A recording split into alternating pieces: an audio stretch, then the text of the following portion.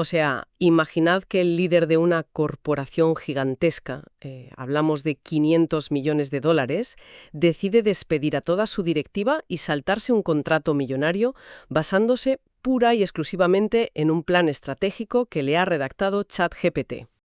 Suena a guión distópico de película de serie B, totalmente. Ya, es que parece una exageración, pero es algo que acaba de ocurrir en el mundo real. Y bueno, lo más inquietante es que no es un incidente aislado. Hoy es viernes 27 de marzo de 2026 y arrancamos esta inmersión profunda con una premisa que la verdad me lleva rondando la cabeza toda la semana. Y no me extraña, ¿eh? Es que he estado buceando en investigaciones, informes judiciales, artículos técnicos, muchos de los cuales, por cierto, he descubierto siguiendo la pista en betaceta.news, que para quienes nos escuchan y buscan conectar los puntos de la actualidad tecnológica es una plataforma fantástica. Y al poner todo esto sobre la mesa, la misión de nuestro análisis de hoy quedó clarísima. Porque a simple vista, claro, parece que tenemos 5 temas inconexos. Hablamos de coches eléctricos, biología celular, corporaciones operando en la sombra, intrigas en juzgados y, por si fuera poco, los algoritmos de búsqueda de Google. Una mezcla explosiva, ¿sí? Totalmente. Pero el hilo conductor, el marco mental detrás de todo esto, es fascinante. Estamos explorando la frontera exacta donde nuestra capacidad de crear tecnología abrumadoramente avanzada colisiona, pero de frente, con nuestra disposición a ceder el control humano y la infraestructura física. A ver, pues vamos a desempaquetar esto. Y me gustaría empezar por el nivel más micro posible, o sea, la mismísima fusión entre el silicio y la biología. Ajá, el trabajo de la Universidad de Massachusetts. Exacto. El equipo del investigador Jun Zhao en la UMass Amherst. Han cruzado un umbral que parecía, inalcanzable. Han diseñado una neurona artificial que opera exactamente a 0,1 voltios. Que es un dato brutal. Lo es, porque esa es la frecuencia nativa del cuerpo humano. Para que la audiencia lo ubique, las neuronas vivas operan en un rango de entre 70 y 130 milivoltios. O sea, hablan ese mismo idioma. Claro, y para poner en perspectiva este salto técnico, hay que recordar que las versiones anteriores de esta tecnología neuromórfica requerían un mínimo de 0,5 voltios. Que en el papel suena poco, ¿no? Sí, parece una diferencia ridícula, pero en el mundo celular, medio voltio es una auténtica barbaridad. Supone 10 veces más voltaje y, ojo, 100 veces más consumo de energía. Madre mía. ¿Y cómo han conseguido rebajar tantísimo esa barrera energética? Pues lo interesante es el mecanismo. Han utilizado un componente que se llama membristor. Un membristor es, en esencia, una resistencia con memoria. Vale. Digamos que puede alterar su resistencia eléctrica basándose en el historial de la corriente que ha pasado por él. Y esto imita cómo las sinapsis biológicas se fortalecen o se debilitan según la experiencia. Ya. Pero el membristor por sí solo no resuelve el problema del voltaje extremo, ¿verdad? Entiendo que la genialidad está en con qué han combinado esa pieza. Efectivamente. Ahí está la clave. Han ajustado este membristor utilizando nanocables de proteína. Y estos nanocables los extraen de una bacteria muy específica, la Geobacter sulfureducens. Vaya nombrecito, telita. Ya te digo. Pero esta bacteria tiene una capacidad natural increíble para mover electrones fuera de sus células.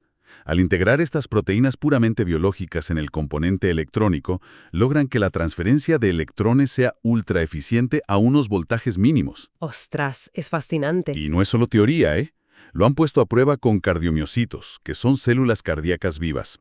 Y las células reaccionaron a la neuromodulación, a estímulos químicos como el sodio o la dopamina, con una precisión absoluta. A ver, si usamos una analogía para que quienes nos acompañan puedan visualizarlo, es como si durante décadas la tecnología médica hubiera estado intentando comunicarse con nuestras células, gritándoles con un megáfono ensordecedor. Exacto, dañando el tejido de paso. Claro. Y ahora, de repente, por fin hemos aprendido a susurrarles al oído en su propio dialecto exacto.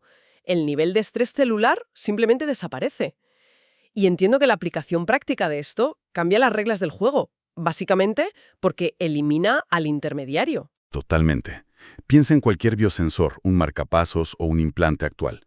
Todos necesitan un hardware intermedio bastante pesado, y su única función es amplificar esas señales eléctricas debilísimas del cuerpo humano para que el procesador pueda siquiera escucharlas. Ya. Y luego tiene que volver a traducir la respuesta.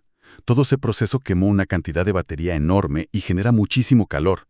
Al hablar el mismo idioma a 0,1 voltios, te cargas ese amplificador. Claro, la neurona artificial dialoga directamente con el tejido en tiempo real. Esto abre un horizonte brutal para parches e implantes que casi no necesiten batería, ¿no? Eso es. Es una eficiencia sublime, casi poesía técnica a nivel microscópico. Pero fíjate, la ironía aquí es tremenda. Somos brillantes imitando la biología a escala macro. Y somos un auténtico desastre gestionando la física a escala macro. Totalmente. Porque cuando intentamos escalar estas velocidades de transferencia de energía al mundo real, al tamaño de una ciudad, nos damos de bruces contra un muro de hormigón. Y eso nos lleva directamente a la revolución de los vehículos eléctricos. Es un contraste perfecto. Pasamos de los milivoltios a los megavatios de golpe. Hablamos de BYD en China, que acaba de presentar sus nuevos flash chargers. ¿Y qué potencia tienen exactamente? Pues son capaces de inyectar 1.500 kilovatios de potencia a un vehículo. Espera, ¿1.500? Eso es una locura. Es brutal. Para entender la magnitud, esto permite cargar una batería del 10 al 70% en apenas 5 minutos. Te da unos 960 kilómetros de autonomía en el mismo tiempo que tardas en pedir un café. A ver, para quienes nos escuchan, especialmente desde Estados Unidos, esto tiene que sonar a brujería. Porque allí un supercargador de primera línea entrega unos 350 kilovatios y te obliga a esperar entre 15 y 25 minutos en el mejor de los casos. Como poco, sí.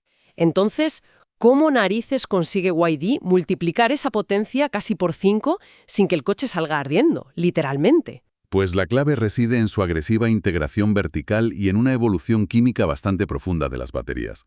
En Europa, por ejemplo, están estrenando esta tecnología con el modelo Densa Z9 GT. Ajá. Este modelo incorpora la nueva iteración de su batería Blade.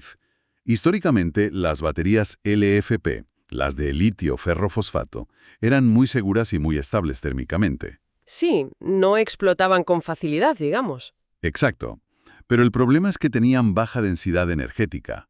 Lo que ha hecho BYD es modificar esa química añadiendo manganeso, creando baterías LMFP. ¿Y el manganeso qué cambia exactamente? Pues eleva el voltaje nominal de la celda y dispara la densidad energética, pero manteniendo esa estabilidad térmica que evita incendios cuando le metes cargas brutales de 1.500 kilovatios. Claro, y como BYD diseña todo, el cargador, el software y la celda, pues lo optimizan al milímetro. Exactamente. Pero aquí es donde tengo que intervenir y ser profundamente escéptica, la verdad.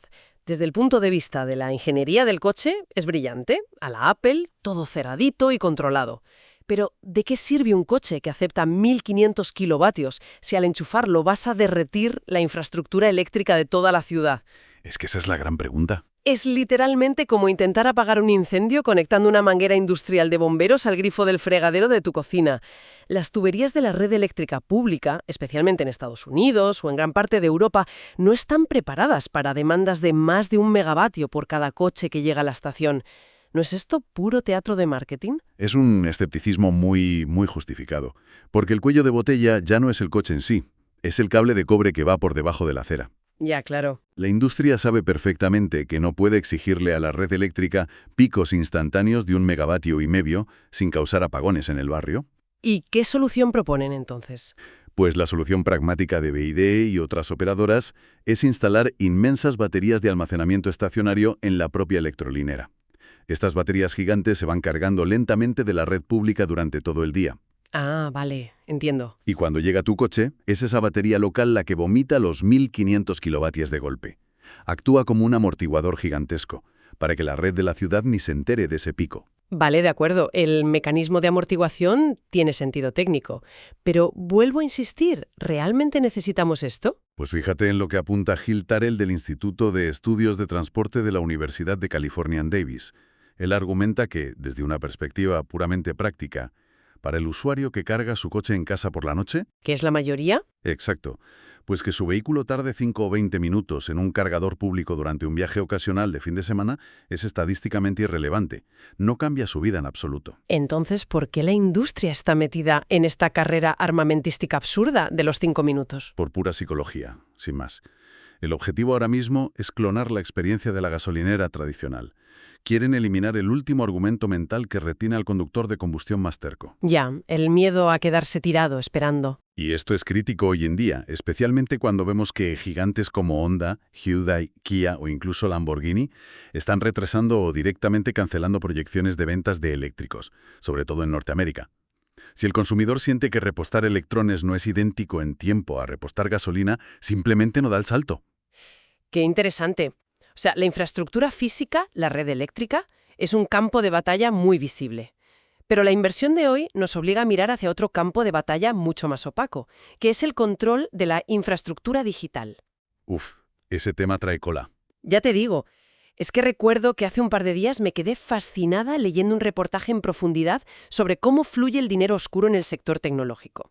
Un análisis brutal que publicaron en betaceta.news, donde desgranaban cómo las corporaciones moldean leyes a espaldas del público. Es un ejemplo de manual de cómo la infraestructura digital de un simple móvil se convierte en un arma corporativa y legal tremenda. Y todo esto sale a la luz gracias a un investigador independiente en Reddit que opera bajo el alias Upper-App.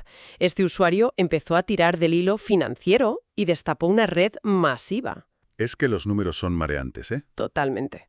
Hablamos de que Meta, la matriz de Facebook e Instagram, ha canalizado más de 2.000 millones de dólares en los últimos años a través de ONGs fantasma. ONGs con nombres muy altruistas, por cierto. Sí, organizaciones como Digital Childhood Alliance.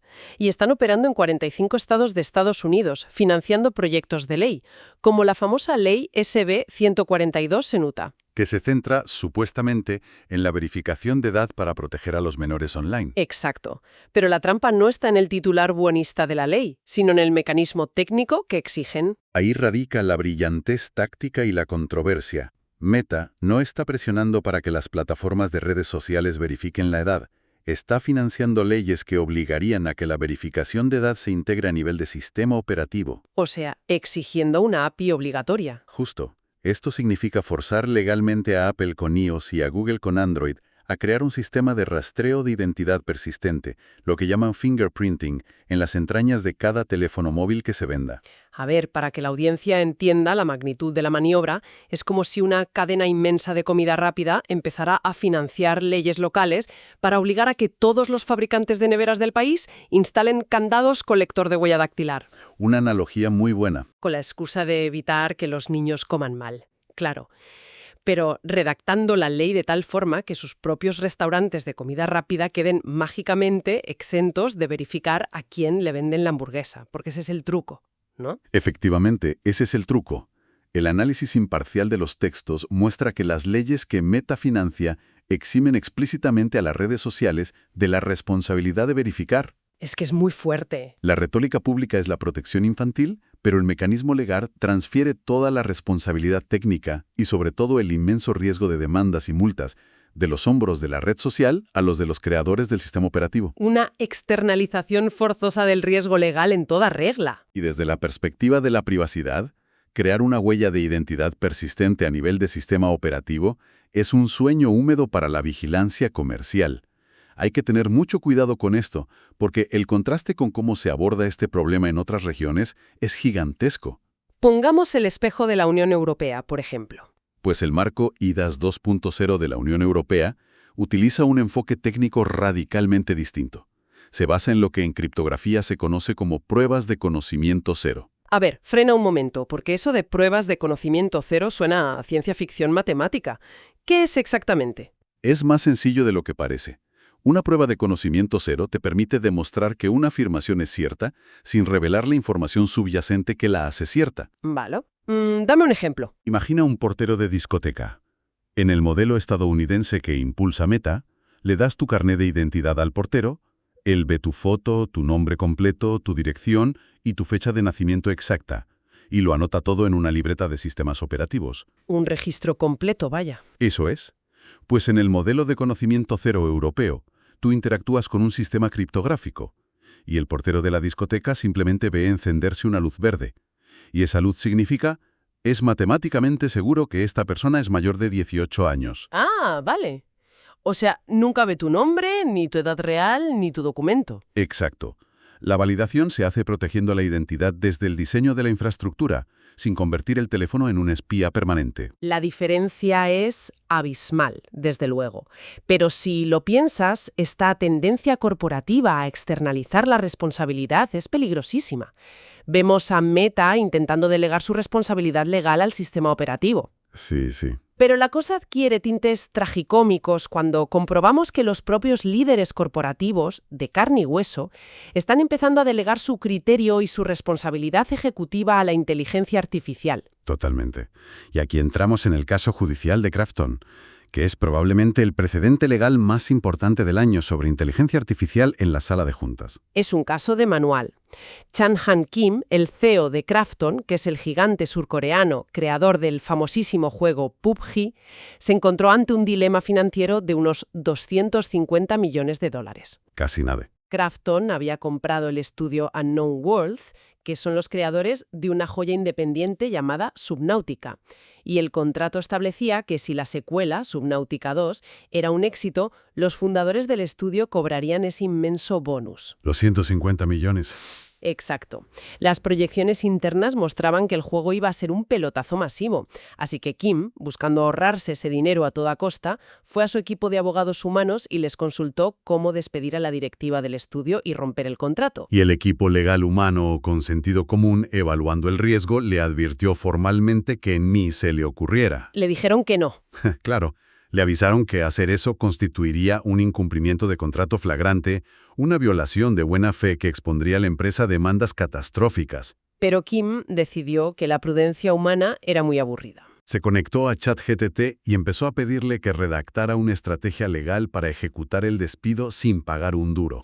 Y la IA al principio le daba respuestas moderadas, ¿verdad? Sí. Pero Kim siguió iterando, moldeando las instrucciones, dándole vueltas, hasta que ChatGPT vomitó lo que bautizaron como el Proyecto X, un manual paso a paso para una toma de control hostil. ¡Madre mía! La IA le sugirió que enmascarara la maniobra financiera, argumentando ante los empleados y el público que los fundadores estaban poniendo en riesgo, cito textualmente, la confianza de los fans y la calidad del producto. ¡Qué barbaridad! O sea, la máquina redactó hasta los comunicados de prensa para justificar los despidos. Todo.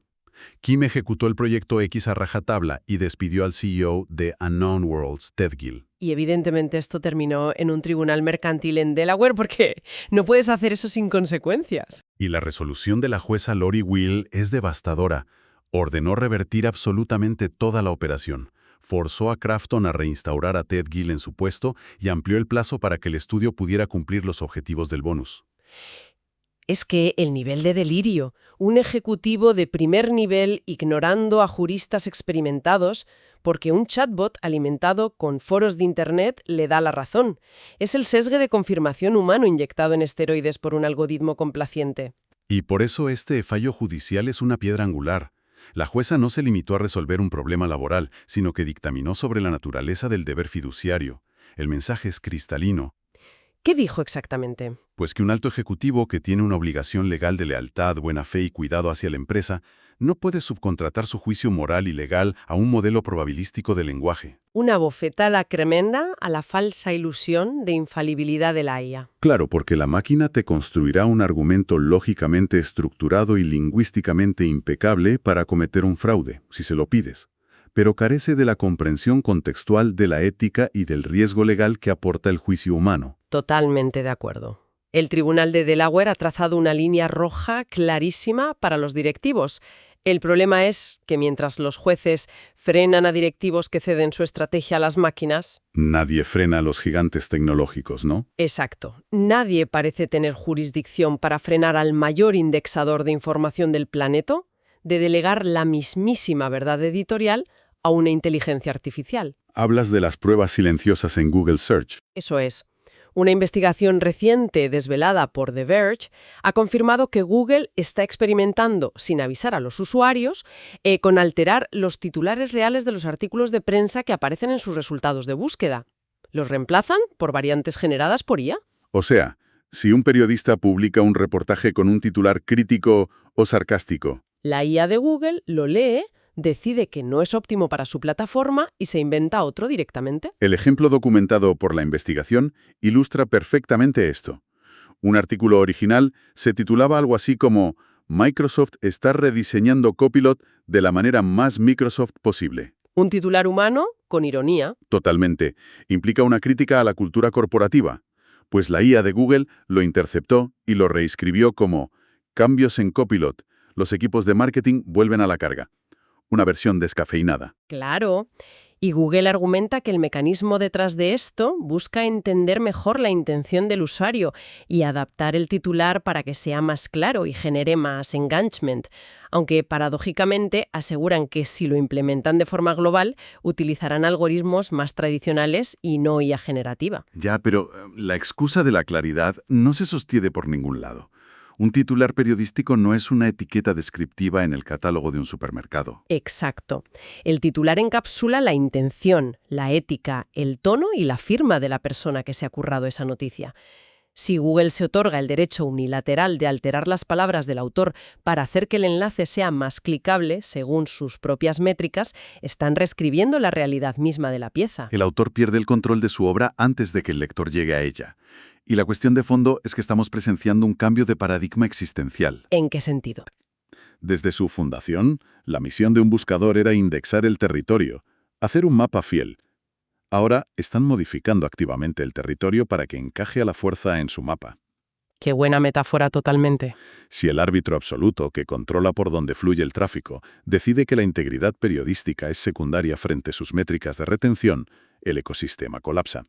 Y esto ocurre, fíjate, en un momento agónico para quienes crean contenido.